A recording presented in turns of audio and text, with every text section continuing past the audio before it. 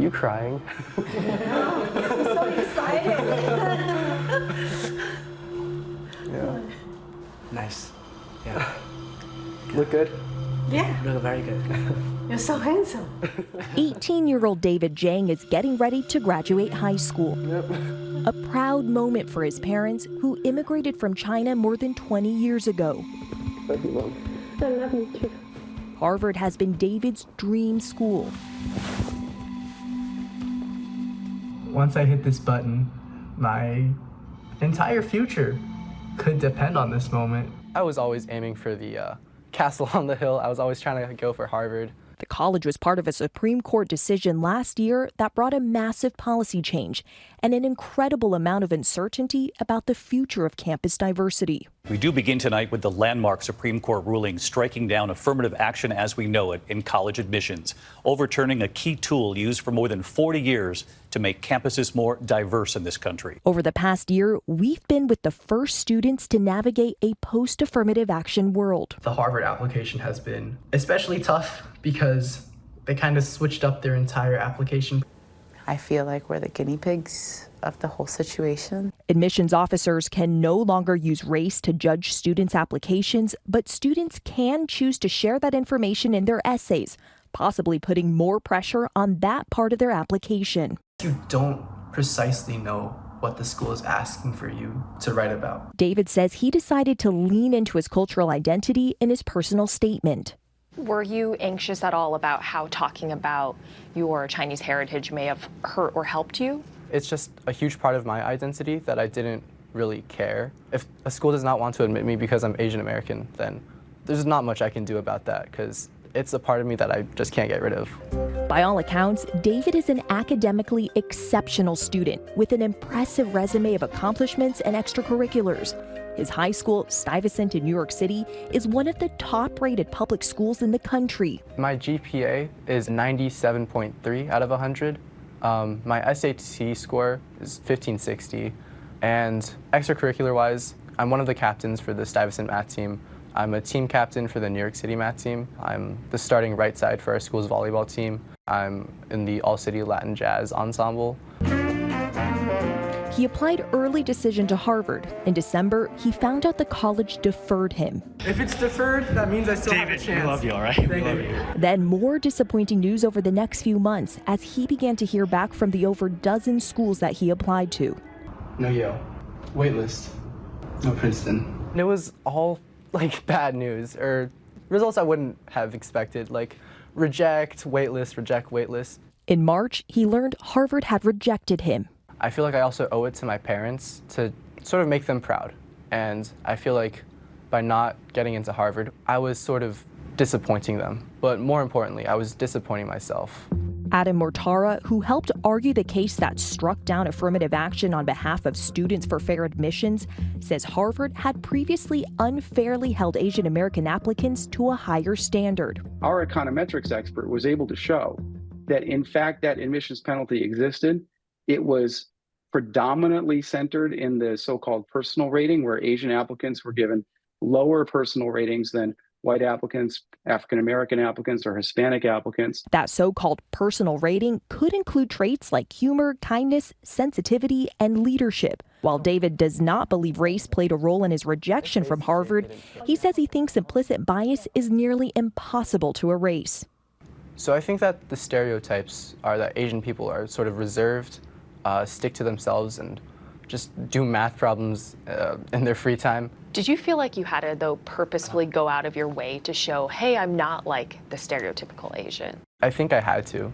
I feel like I did kind of have to prove that I'm not the stereotypical Asian. Harvard has denied any bias or discrimination against Asian American applicants in their admission process, telling ABC News in part, Harvard has taken several steps to arrive in compliance with the ruling from the Supreme Court.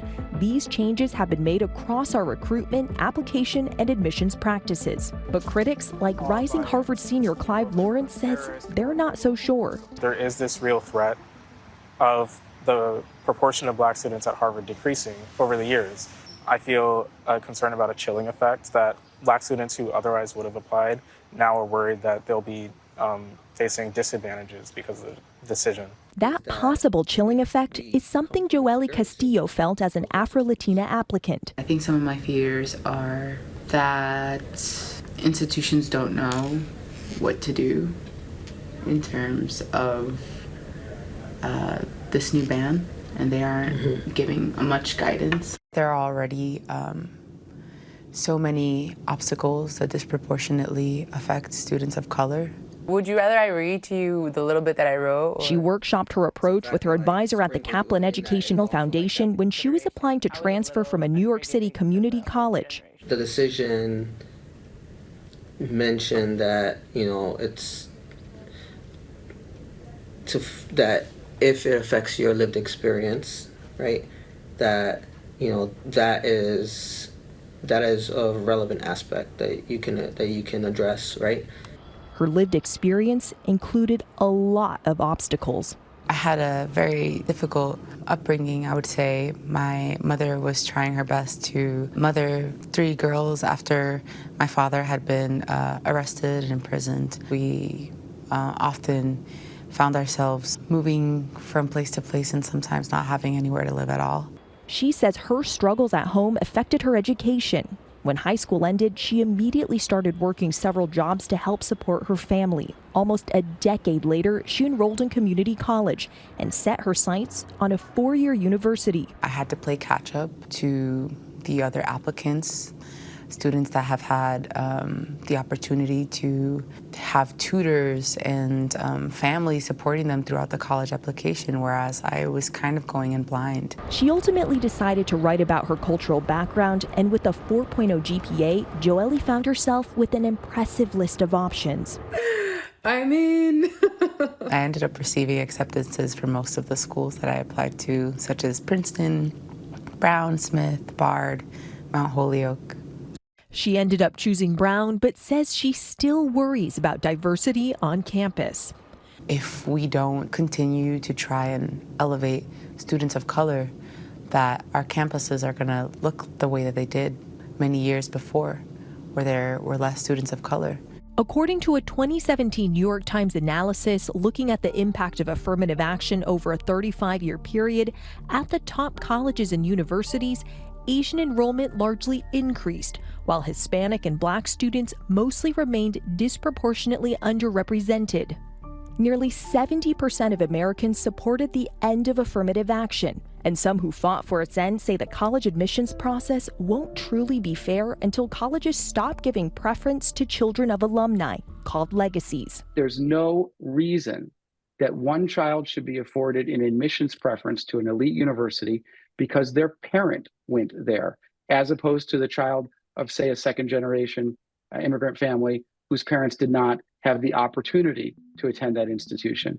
There's widespread scrutiny over the practice. Last year, the U.S. Department of Education launched a civil rights investigation into Harvard's use of legacy admissions. A number of elite schools have already done away with legacy admissions, including Johns Hopkins University and Amherst College. States like Virginia and Maryland have also joined Colorado to ban the practice at its public universities, with more states considering similar proposals. But opposition has come from an unexpected group of alumni. It's a really big deal for us as American descendants of the enslaved to be legacy and legacy families. Amanda Calhoun is a second-generation Yale grad. She's the second Dr. Calhoun in her family, following in her father's footsteps. Amanda and her father say they feel affirmative action and its outreach programs were transformative. We're talking about rich white families to enjoy being legacies for now over 300 years. So now we're finally, getting multiple generations of people who are at Yale, and now you're going to overturn it right when we get a piece of the pie. Your biggest concern about a future with no affirmative action and no legacy admissions? My concern would be that we would see less outreach, that we'll see less Black students, less, frankly, minoritized students that are feeling empowered to apply to a place like Yale and other elite institutions. Yale is currently reviewing its preference for legacy applicants, but for now, the policy remains in place. Harvard says 20.5% of its incoming class will be students who are the first generation in their family to graduate from a 4-year college or equivalent. Additionally, Harvard telling ABC News that nearly 1/4 of the class of 2028 has no financial contribution from their parents, and just over half will receive need-based aid, with an average parent contribution of $15,500. Oh, I got into Duke! For David, he's made peace with the process. He's now a proud member of the class of 2028 at Duke University. There's that little blue devil over there. I'm really excited just to go to someplace new. I felt really at home with the Duke people. I was glad I finally got into a school that I would love to go to. I'm proud of you. Thank you.